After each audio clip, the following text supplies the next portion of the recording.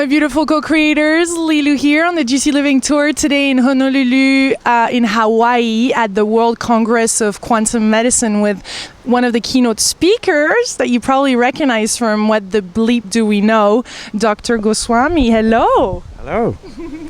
Thank you for making yourself available to share all this juice that you have. My pleasure. All right, so I have an important question that concerns all of us in our everyday life. Well, first of all, you're a quantum activist, you're an author, you research and you speak, you're all around the world, and I'm very interested about this question about happiness. You know, what is happiness for the quantum physics? What is it? Well, in quantum physics, we get into a metaphysics that consciousness is the ground of all being, and matter, mind, everything that we experience are possibilities for consciousness to choose from. So when manifestation takes place, then a separateness occurs. Consciousness in the unconscious is inseparable from its possibilities. Whenever there is manifestation, there is just a slight bit of separateness. So, and then that separateness grows with our ego, and we become very identified with just one particular body-mind complex. And all that is more separateness. And then we identify with the drama of the world, more separateness. And separateness is unhappiness. So anytime we relax, and in between our manifestations that produce the drama of waking life, there is the unconscious. In the unconscious, consciousness is always separate from its possibilities, and that's what bliss, happiness is about. So more we relax and do our stuff, but in a relaxed way, the more happy we become. Tell us about the 5 bodies so that we can fully integrate that, because it seems it's not just on the physical body, on the mental body it needs to happen, but all 5 simultaneously to complete this bliss, to feel this bliss? Very good question. Consciousness indeed is the ground of being, in which there are 4 worlds, not just the world that we sense, the material world, which is of course a dominant role in our existence. But mind, of course, we are very aware of our thinking mind, which plays also another dominant role. But we are less aware of feelings, but however they do exist. And we are even less aware of intuition. But that too is very important for our life. It gives us values and creativity. So all those 4 worlds, in each of the 4 worlds, we have a body consisting of what consciousness creates in those worlds that belongs to us in our personality, in the particular way that we become ourselves. So in this way, we have 4 bodies of consciousness, a thinking body, mind, a vital body, which is what we experience as feelings, and then a supramental body of intuition, where we intuit our values, and then of course the sensing body, the physical body, and all embedded in the totality. That is the wholeness. That's the holistic consciousness as the ground of being, and that's the 5 bodies. What is preventing us from really being tapped in, turned on, and on all those levels at all times? Well, as I said, we are most familiar with the physical, because physical gives too many stimuli and they're difficult to ignore. Physical has this micro level where quantum dominates, but then in the macro level it's very Newtonian and looks very compulsory. The characters that appear in our life, they also look very compulsory, and sometimes we join the drama of playing with other actors in the world, and we get carried away. We forget that this is all a sort of a creation by consciousness of a particular drama, where the separateness that we feel with people and the other things, that separateness is not really real. It's all united underneath. That forgetfulness, gives us a lot of pain sometimes, because we fluctuate in our noble emotions. We love and then we hate, we have jealousy, we have competitiveness with others, who are just, again, connected with ourselves underneath in a deeper level of consciousness, we forget. And that forgetfulness produces, of course, the drama of life, but at the same time, it may become an unhappy drama of life. The way to live is to live in separateness, because that's what manifestation is about, but never forget this connection, the quantum connection with consciousness. If we remember always, I try to remember it by always checking if my energy is in the heart. Vital energy, I keep my heart open, and that way I remember my connection with everyone. So what happens then is that you never lose your connection, although you are playing your individual role. But like in this case, I'm speaking, you are interviewing, you're going to produce a documentary. But neither of us should get lost in the fact that this is play. Yeah. Okay. Yeah. So would you say that separativeness is really at the core of the issues of the downtime right now that we're experiencing? And what does quantum physics point at to do this shift of paradigm that seems necessary and that you were talking about in your conference yesterday? This is the key issue. For the past 60 years, the worldview of most people have begun to slant towards what is called scientific materialism, the idea that matter is everything. This is a very exclusive worldview because it excludes all the other things that we experience, like mind, vital energies, feelings, intuitions, and only hones on to that one thing, sensory experience, matter. So this, of course, produces a denigration of values, denigration of meaning, because it's mind that gives meaning and the supramental that gives us values. If you ignore those compartments of experience, obviously you will become oriented towards separateness, because in this view, in material view, we are separate beings. We are just the physical body, which of course we have an individual separate body.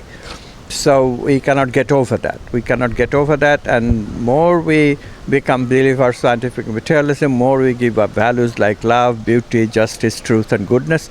And then we concentrate on what the brain circuits, the conditionings that we pick up from genetic and environment, they dominate us. And this is why we see so much competitiveness today, because we have negative emotional brain circuits. Yeah. Everybody becomes competitive under suitable stimuli. But is that the whole human being? No. If we look at ourselves in a deep way, then we find that no, we are also capable of noble emotions such as love. We are capable of intuitions of these very noble archetypes where love comes from. And we can elevate ourselves through creativity, through a easygoing life of creativity where we get insights, how to be loving, how to be good to each other, how to get above the competitiveness that hits us occasionally. What do you recommend when the fear and the panic attacks are really there, when everything seems so real, so fearful, so dark? How do you snap out, or what is your recommendation to snap out of there and to create this new reality? Well, we have to take a long-term view. Nothing much can be done in a short term. The negative emotional brain circuits are real, they're built into us, and therefore there's a tendency to be competitive, there's a tendency to be jealous, there's a tendency to protect yourself and survival of yourself, considering that as the major purpose of life. There is that tendency.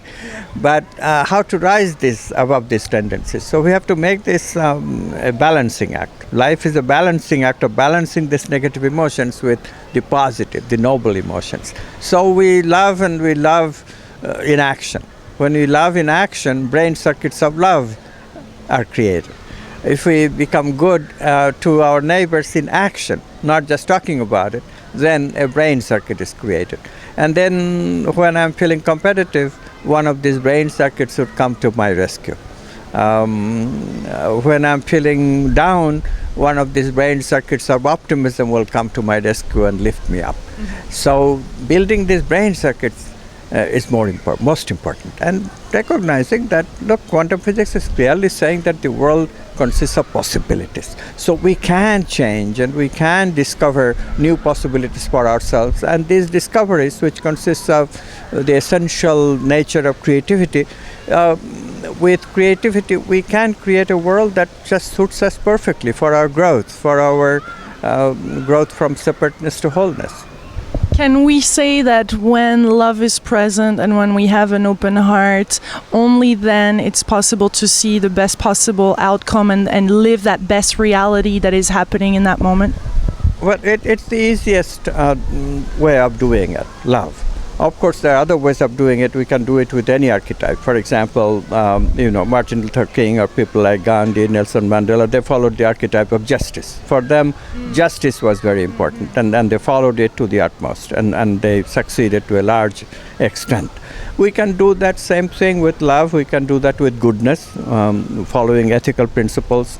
We can do that with beauty. Poets do that. They look at beauty in such wonderful ways that they get fruition that way. So there are many ways to join the play and lift yourself up from separateness into unity. The important thing is to get into it, not just talk about it. Yes. And there's a process that you found? Yes, the process, I call it, to be just a little funny, do. What one has to do, what creativity research has shown, that doing must be complemented by being. Being means just relaxing into that unconscious where there is inseparateness between consciousness and possibilities. Because quantum possibilities are waves of possibility. When we are not doing, these waves expand, becoming bigger and bigger pools of possibility for consciousness to choose from. So in this way, if we create room for big episodes of being, then what happens is that we get to choose from large pools of possibility, gives us the chance of being more creative. It's as simple as that. If we learn to do it alternatively, then we never forget the urgency of our creative project. If we are too lazy, too much into being, then sometimes we forget. We don't feel that urgency anymore. But so doing is also important because it's important to keep that urgency of the creative problem that I'm trying to solve in our mind to keep me focused. But being is equally important because otherwise we don't get a big pool of possibility to choose from. Is this why you're so passionate about activism? How do you call it? Quantum activism, huh? How do you define that? You think we should all be quantum activists? I think so. I think quantum activism is the new call of the day. People are doing it in various ways. The people who are occupying Wall Street today in New York and other places, they are doing it unconsciously, of course. But look, it's just the call for changing the world along with yourself. The mistakes we have made in the past is that activists usually try to change the world but not change themselves.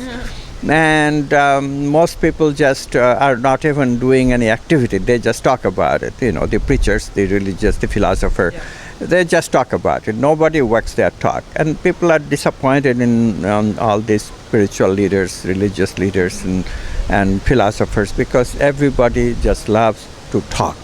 So when we become quantum activists, we just don't talk. We talk, of course, because you have to start somewhere. But we recognize completely that talking is just the result of getting into right thinking. And then we have to complement right thinking with right living. And then we have to complement that further to create right livelihood for everyone so that right thinking and right living is possible. Today we have bulk of the jobs that ordinary people get. They are not conducive to creativity. They are not conducive to quantum life. Creativity at the center, consciousness at the center. We got to change that. In advanced economies, there is just no excuse that we have a dearth of meaningful jobs. Everybody's jobs in America should be meaningful. Nobody should have to do assembly line work. Those works already have been transferred to underdeveloped economies, and that's the way it has to be. Because we have to move on to the next stage of our evolution where everybody pursues meaning and values. Everybody. And this is valid for all around the world, because we're very much an international crowd here.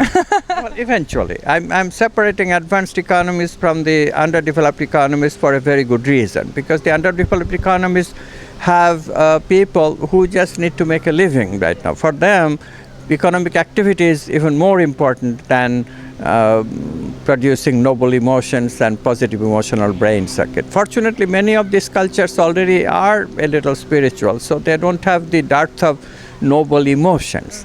What they have dearth of is simply material existence. So let them have what they need, and let us have what we need, which is the exploration of meaning and values.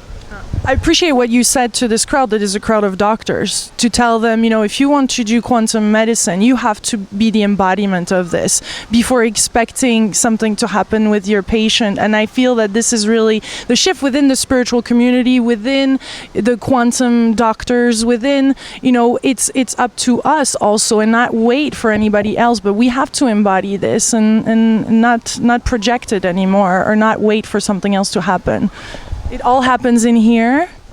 Yes, that is true. And the important thing is that quantum physics teaches us something very valuable. Engaging in activity in the quantum way is purifying for the mind, is purifying for ourselves. It enables us to grow. And some of the consequences just follow in an easy, without effort sort of thing. I'll give you an example. Medical cost today is very, very, very high. Part of it is that doctors do too much work in order to maintain their offices and stuff, and also in order to maintain their very, very, very high lifestyle for many, many, many physicians. Now, I have nothing against people satisfying their economic American dream and all that stuff and becoming economically rich. That is fine for me, but the point is that these doctors are violating one very basic rule of healing. Healing is about creativity. Healing is about wholeness. You cannot achieve wholeness for another. You cannot help a patient achieve wholeness, real healing, if you are yourself very divided. Look at the suicide rate among allopathic doctors who are making all this money, but it does not make them happy because there is no satisfaction in their life. So a much better way to be a healer is to accept a creative life, where there will be doing, there will also be being, there will be more relaxation and therefore more creativity in terms of healing, which requires creativity. But the result is amazing. What you miss in terms of earning money, you will gain back in terms of satisfaction, love, these noble emotions, and you will build brain circuits. And as the brain circuits build, the process will become easy without effort for you. So it's certainly worth considering as an alternative to this very do way of life that physicians and healers have developed for themselves, in the way driving the cost of medicine up tremendously. Of course, that's not the only reason. The cost of medicine is up because also we have basically allopathic medicine for machines, and you use machines for diagnostics and machines for healing. And these things are expensive. Machines are expensive. We don't need so much of mechanical stuff for healing. Yes, for emergency procedure, if somebody has a hand cut away, severed, then of course we need to sew the hand back when surgery is needed. That's very mechanical. But when the surgery has been completed, the healing not only consists of healing the physical body, but also healing the mind and healing the vital energies of pain, etc. That's where the alternative healer comes in, and that's where creativity has to be used. And there, the gross machine techniques just will not work.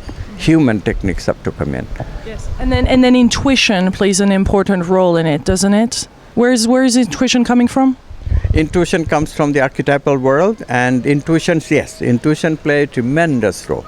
Much of things that we experience are not really a conscious observation, but conclusion based on our memories.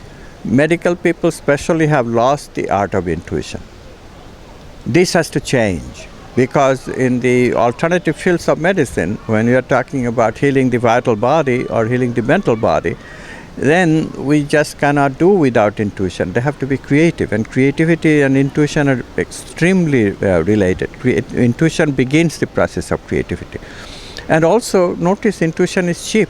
So if we have good intuition, diagnostics that does not have to use this very expensive machine unnecessarily. Of course, when it is necessary, like if surgery is indicated or not, of course you use machines to make sure. But otherwise, as in the olden days, intuitions go a very long way to establish a easy, cheap method of healing. Mm-hmm. And in all of this, everything that we just said, it feels like it's not about rejecting the old world or rebelling against it. There is a different way. It's not about saying, oh, traditional science and what is not appropriate. We have to bring compassion, it feels, and a bigger perspective on all this, and have gratitude even for this system into which we've grown. Absolutely. The new science is inclusive. This is a big difference between the new science and the old science.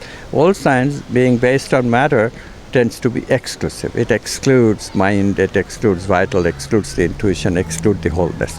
The new science is based on wholeness, and therefore includes back everything. It includes all our four experiences: sensing, feeling, thinking, and intuiting. And because it includes in that way, it rejects nothing. It can consider and must consider everything that is the case. In this way, it is also dogma free, because nothing is rejected. No dogma can take hold. Everything is included. Everybody's opinion is also included, because it's an opinion that is coming within consciousness. Because nothing is ever rejected, we have a complete dogma-free investigation of what truth is, how we can get help from science, and how society can enrich itself because of that integration of science and all of our experiences. Thank you so much, Amit Goswami. Thank you. You're welcome. We send you much love, my beautiful co-creators from Hawaii. I'm so happy to be able to share this with you today. Please share this video as abundantly as you can and continue to support the tour. Thank you for your donations, and we send you much, much aloha. Aloha. Bye-bye.